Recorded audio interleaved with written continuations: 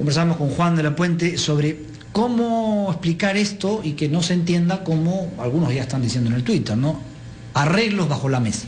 Que Juan tenía razón, y la tiene cuando dice que hay mucha fuerza al principio en negarse, en hablar en contra, pero a los pasados las 48 horas el voto amarillo se va convirtiendo en rojo, una metamorfosis política que muy pocos logran a comprender, porque la política es así. Lo que hemos visto desde el viernes a la fecha es una aplicación de lo que significa las conversaciones políticas y los procedimientos parlamentarios. Es importante que la población sepa. La política y el derecho parlamentario y lo que hemos vivido en el Congreso implica flexibilidad, implica que pueden haber cambios de posición, entendimientos, sesiones, de manera que se van ajustando las fuerzas políticas y se llegan a estos resultados como lo que estamos viendo hoy día. Pero la población no siempre puede percibir estas cosas y lo toma en forma negativa, ¿no? Puede decir la nueva repartija, ¿no? Son una serie de interpretaciones que seguramente van a suceder en los días, pero que es menester por parte de nosotros, por qué no decirlo, es menester nuestro, explicar a la población de que esto es parte de la mecánica de la política, que el conversar, que el ceder, llegar a entendimientos, no es algo negativo, sobre todo si se trata de pensar a los intereses del país. Juan, bueno, José Chevasco, entonces, ¿estuvimos en algún momento cerca de algo que dijo Mario Vargas Llosa, por ejemplo, un escenario pregolpista? Yo creo que don Mario Vargas Llosa que ha caído en la categoría de novelista novelero, porque creo que ha sido demasiado, se han anticipado demasiado a algo que los propios mecanismos de la democracia establece. Yo creo que no hay que tener miedo a aplicar lo que la Constitución nos dice para poder solucionar las crisis políticas.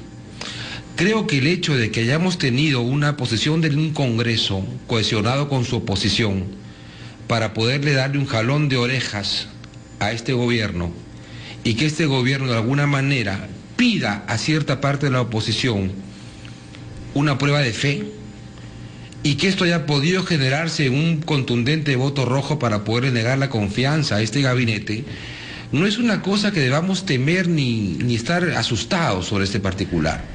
Creo que la actitud de Mario Vargas Llosa ha sido tratar de meterle miedo, tratar de meterle corriente a una oposición que definitivamente podríamos decirlo sin temor a equivocarme de que le falta una cultura de carácter político y constitucional y reglamentario. O sea, porque ahí faltó decir, en todo caso, quién tiene esa intención. Efectivamente, porque ha soltado la prenda en general y parece que hay personas que temen que se les llame golpistas cuando en realidad lo que están haciendo es aplicar normas que establece la Constitución para poder solucionar crisis políticas como esta. La pregunta es que muchos se pueden hacer, habida cuenta de lo que el PPC ha dicho que ahora cree, es, ¿se puede garantizar el Premier Cornejo o alguien en el gobierno que no habrá injerencia de la primera dama? No hay manera. Yo no sé en realidad cómo van a reaccionar las fuerzas políticas si de repente dentro de 48 horas vemos a la señora Nadine Heredia nuevamente en una fotografía junto al presidente de la República. Yo creo que tienen que haber conversado bien estos temas o entendido bien el acto de fe solicitado por el Poder Ejecutivo. De lo contrario, van a activarse nuevamente los mecanismos que establece el Parlamento para poder controlar, fiscalizar y censurar al primer ministro o a cualquier otro ministro por no haber cumplido su palabra ofrecida el día de hoy. Sí, no te voy a pedir entrar al tema político porque es demasiado enrevesado, pero sí el día viernes, cuando ocurrió esta situación de la votación de los votos verdes, los votos rojos y los ámbar, salieron pues como 5 teorías, ¿no? Por ahí escuché al constitucionalista Aníbal Quiroga señalar que para él la norma constitucional es clara. La norma establece un número determinado de votos. Si esos votos no se consiguen, no hay confianza, por tanto el gabinete dimite inmediatamente. Hay otros, sacaban informes del Congreso pasado, de los años 2003-2004, hay uno que decía que respaldaba la teoría Bugatás, ¿no? Que bastaba que hubieran votos a favor, votos en contra, y también abstenciones, y como el caso de las elecciones no cuentan las abstenciones, entonces, por ejemplo, habían 100 abstenciones, ¿no es cierto?, y habían 20 votos a favor, 3 en contra, había confianza, lo cual es un absurdo. Pero después yo también me he enterado que había un reporte del Congreso en la que sí se consideran tercios, ¿no es cierto? Y el el tercio que tuviera la primera mayoría es el que ganaba. Pero bueno, ¿cuál es la verdad? ¿Qué pasa en estos casos de limbos en donde las abstenciones son más que los votos a favor? Correcto. En principio, ni la Constitución ni el reglamento del Congreso establecen el número de votos para aprobar una confianza. No hay artículo que diga ganará la confianza cuando tenga el mayor número de votos a favor de los presentes, de los hábiles, ni los legales. No existe. Ok. La práctica ha llevado a que el Parlamento decide este tema de la confianza por la mayoría de votos de los que están presentes en el momento de la sesión. O sea, el que señala lo de los votos es el reglamento del Congreso. Correcto. ¿Que fija cuánto? Fija simplemente, no fija un número. No fija un número. Califica el número de votos. Lo que dice la práctica parlamentaria es: tendrá confianza el gabinete que obtenga la mitad más uno del número de votos de los parlamentarios presentes. Ok, nada más. Nada más.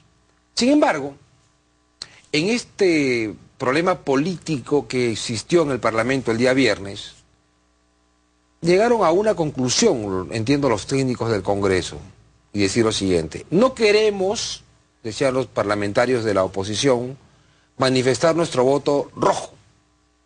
Vamos a ampararnos en un informe de la Comisión de Constitución del año 2003, en el que establece lo siguiente: si el número de abstenciones, los amarillos, ¿no?, superan al número de votos a favor, no se da el punto por rechazado ni por aprobado, sino se da el punto de tal manera que pueda volverse a votar.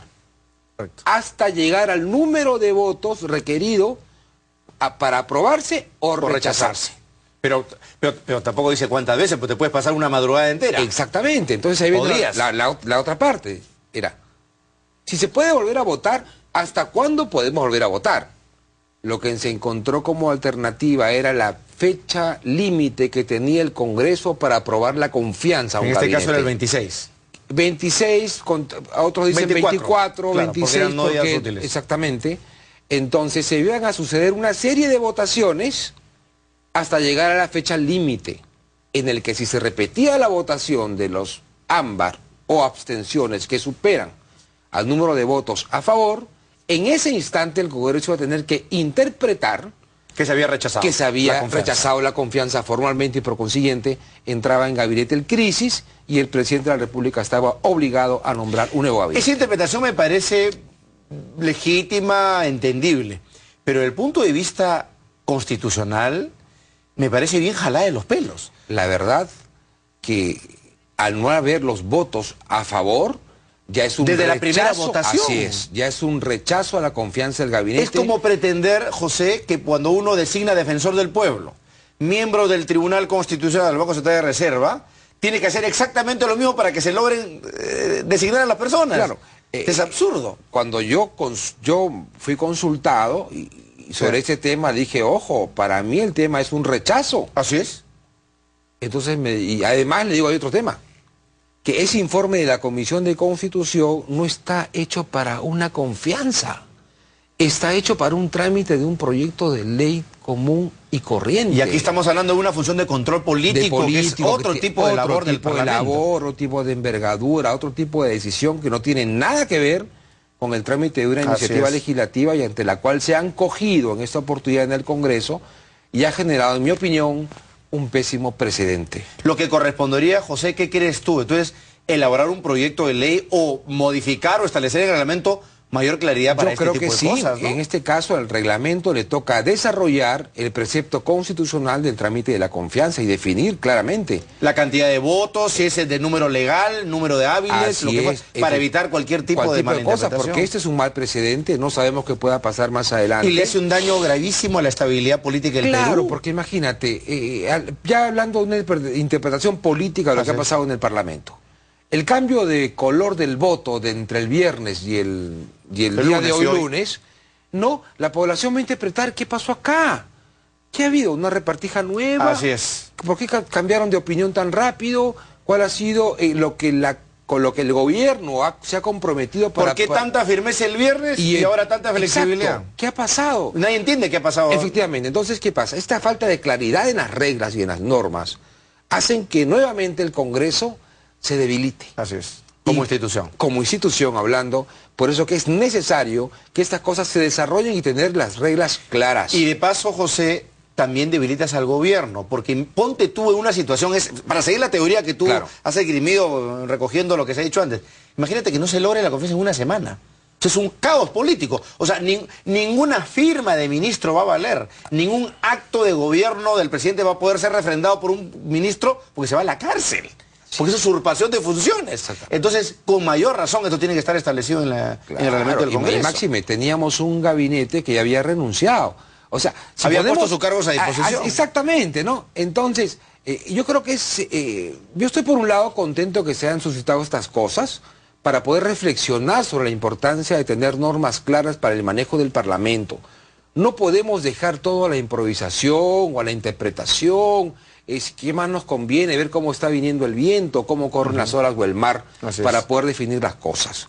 Creo que el Congreso precisa normas claras y sobre todo en estas cosas tan importantes porque generan un clima de inestabilidad total, ¿no? Había un clima de zozobra, preocupaciones tanto en el ámbito interno y externo. Y ¿sabes por qué creo que, José, no sé, corrígeme, nos hemos acostumbrado por muchos años a tener mayorías muy aplastantes en el Congreso? Claro. Entonces, esto era inviable, pues, ni en el fujimorismo, ni en el primer gobierno de Belaúnde, porque había un buen pacto, ni en el primer gobierno de García, ni en los dos gobiernos de Fujimori, e incluso en el de Toledo había, pues, algún tipo de negociación. Entonces, como que las leyes aquí se piensan para mayorías amplias, pero no para congresos fraccionados como el que cada vez estamos teniendo. Claro, ¿no? y esto es producto de nuestra falta de cultura política, además, ¿no? Las personas interpretan cosas, desconocen que los juegos de la política permiten, pero esta flexibilidad no tiene que ser pensada en un 100%. Yo creo que el Parlamento, y eso ha tenido muy buenos resultados hace muchos años que conozco el tema parlamentario, cuando las reglas son claras, cuando las reglas establecen marcos jurídicos que permiten los acuerdos y que estos acuerdos políticos estén dentro de las normas, genera un clima de estabilidad. Y ¿sabes qué también? Porque no estamos acostumbrados a pactar democráticamente. Es cierto. O sea, acá la gente pacta, pero por lo bajo se hacen los locos. Oye, en cualquier país democrático, la mayoría de las mayorías pactan. Claro. Pactan a nivel gubernamental, a nivel parlamentario. Aquí le tenemos un temor a la palabra pacto. Es como que, no, después me van a echar la culpa, voy a asumir el pasivo del otro gobierno. Tenemos que acostumbrarnos a pactar, claro, como cualquier país civilizado y democrático. Para que nos entienda la población y las familias, en las casas, cuando tenemos un problema, ¿no? Se llegan a acuerdos entre esposa, hermanos, primos, de manera de que esa negociación genera un entendimiento y un clima de estabilidad. Lo mismo pasa en la política. A nivel de la política y a nivel gubernamental. Y eso debe ser transparente para que la gente entienda que los acuerdos políticos, cuando dos personas son distintas, son necesarios. Y positivos, sin que necesidad que se lo vean como repartijas. Efectivamente. Ni dañinos. Te agradezco mucho, José, por estar con nosotros. Creo que tus ideas sirven mucho justamente para este avance institucional que estamos pidiendo. Nos vamos a la pausa y venimos con el resumen de noticias más importantes. Ya volvemos.